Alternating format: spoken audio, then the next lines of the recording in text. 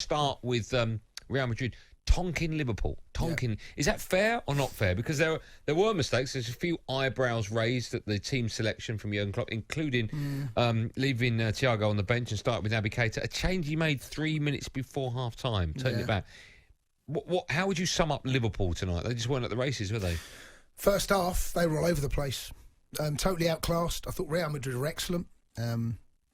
Defensively, Liverpool were a mess. You can see now why Klopp decided to play one of or both Fabinho or Henderson at the back. Oh, come on, you are playing Real Madrid though. I mean, he did that for like 2-3 months when you're playing teams down the bottom of the Premier League. You can see why he didn't want Kabak and Phillips there. Yeah, but against the top side, I get it. I get it. Well, not when you're playing West Brom.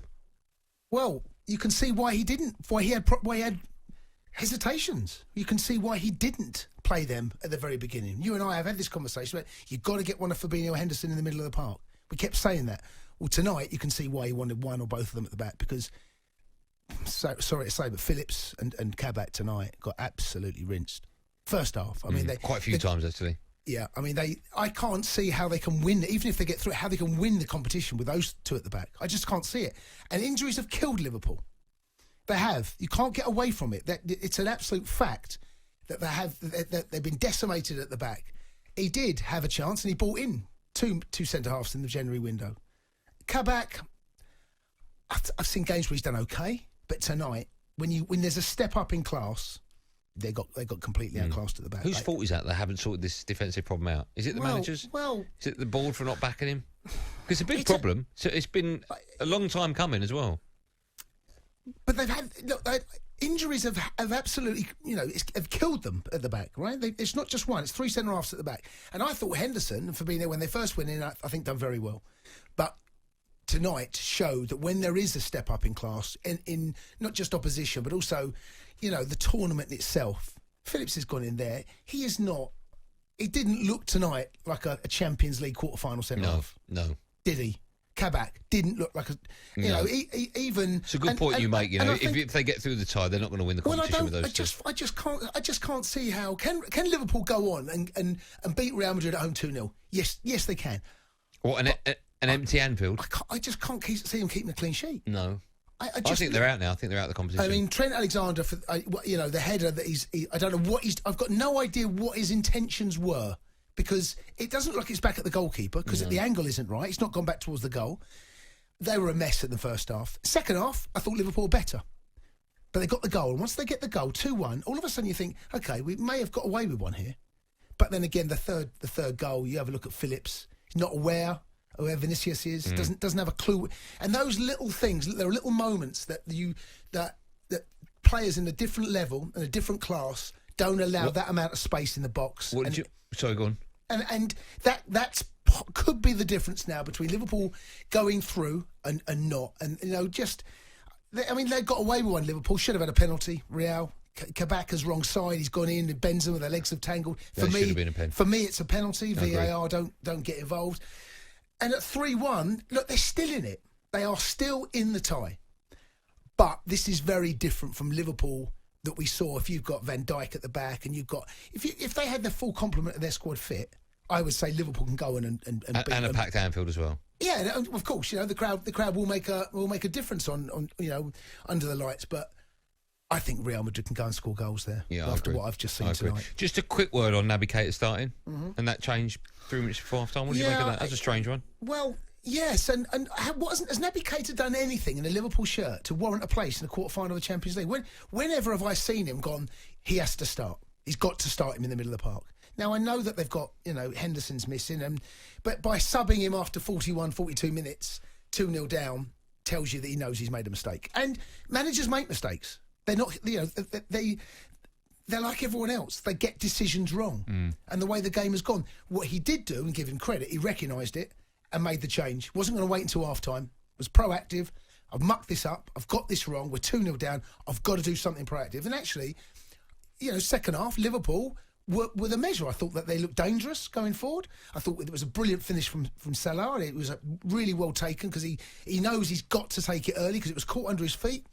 But over the 90 minutes, it's hard to say that Real Madrid didn't deserve to win by at least 2 goals because they were at least 2 goals better than Liverpool. Okay, who do you fancy? Just quickly, because I want to move on. I've got Who do you fancy? I've got to go Real Madrid. Okay. I've got to because I can't see Liverpool keeping a clean sheet. Okay. 08717223344. We'll also hear from Jurgen Klopp in this hour as well, so Liverpool fans stick around for that. And, of course, get your calls in now. We'll speak to you in just a moment.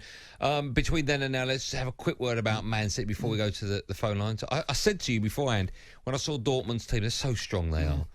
And I said it'd be a tough game for them. I thought they were, I wouldn't say fortunate City, because they had chances. As I said, quite a few City fans on City forums were not too happy with Phil Foden. He had chance after chance, but he got the winner. But also Dortmund will consider themselves very unlucky. That Jude Bellingham got, that should have stood. There was nothing wrong with that. They have. They've been absolutely cheated. And, there won't be a City fan listening to this knowing that they got away Just one explain what tonight. happened if people haven't seen it. So it's a ball that's played through. Ederson has come off his line. He's outside his box. And as that ball has gone through, he's decided, only he'll tell you why, is to have a first touch. And he's had a first touch, and it's gone a little higher than he thought it would. And as that's happened, Jude Bellingham has followed him. Every right to. Absolutely. He's outside the box, the keeper. He can't use his hands. He's outside the box.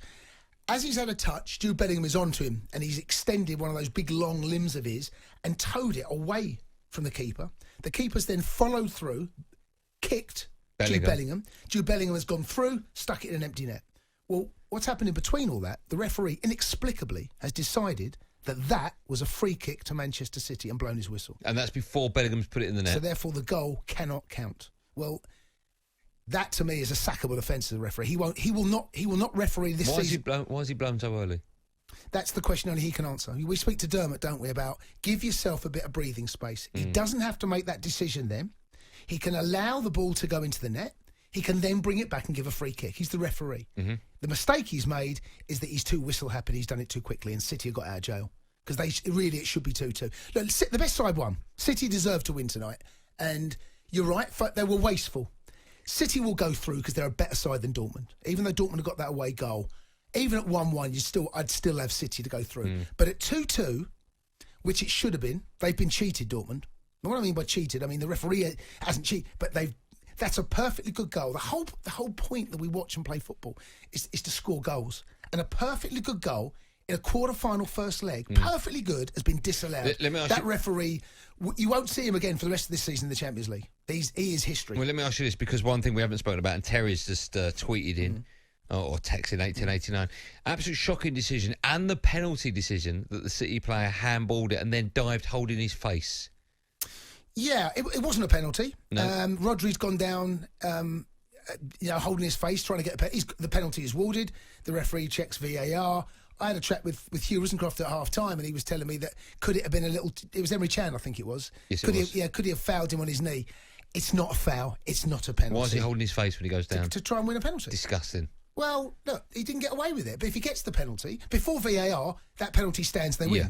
So, It's still disgusting, isn't it? Well, they all do it. I know you're not... I know. No, but they all do it. They all do it. But they know that it's going to be seen again. They know it's going to be slowed down. They know they're going to look silly. And we saw there was the West Ham player that scored. Yes, just hit him on the arm. Soucek last night. Okay, so he's gone through against Wolves. It's hit him blatantly on the arm. He's then telling the referee it's hit him on the shoulder. There's about 50 cameras around here. You're not going to get away with that. No. So they all.